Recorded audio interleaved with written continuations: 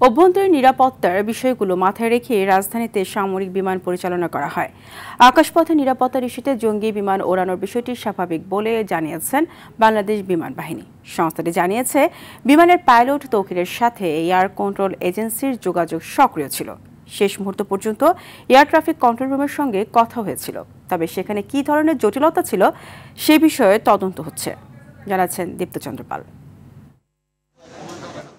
Milestone স্কুলে ২১ জুলাই দুপুরে বিমান বাহিনীর প্রশিক্ষণ বিমান বিধ্বস্ত হয়। এতে ৩৫ জন প্রাণ হারান।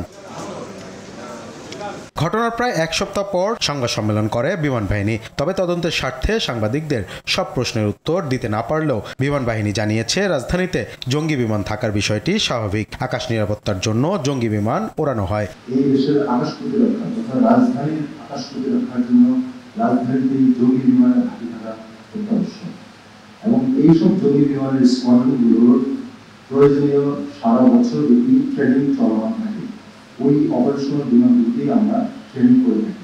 বিমানটি বিধ্বস্ত হওয়ার আগে পাইলটের সঙ্গে এয়ার ট্রাফিকের কোনো কথাবার্তা হয়েছে কিনা তা জানতে চাইলে তিনি বলেন, শেষ মুহূর্ত পর্যন্ত পাইলট তৌকিরের সঙ্গে যোগাযোগ করা হয়েছিল। বিমানের সাথে air traffic control, radar squadron এবং অন্যান্য কন্ট্রোলিং এজেন্সি এমনকি মোবাইল ঘাটে আমাদের স্থাপিত এই সামরিক কন্ট্রোল সেন্টার থেকে তাদের সাথে সার্বক্ষণিক যোগাযোগ থাকে। আমাদের শেষ মুহূর্ত পর্যন্ত ওই যখন ফাইনালে আসছিল ল্যান্ড করার জন্য, ওই মুহূর্ত পর্যন্ত আমাদের সাথে সংযোগ পরিপূর্ণভাবে সচল ছিল এয়ার ট্রাফিক কন্ট্রোলের সাথে।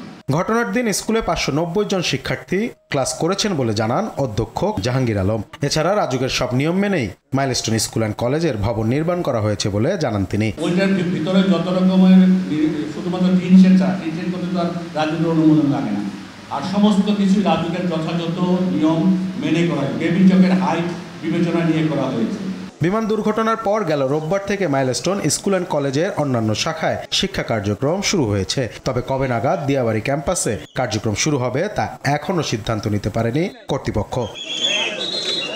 দীপ্তচন্দ্র পাল, RTV, ঢাকা।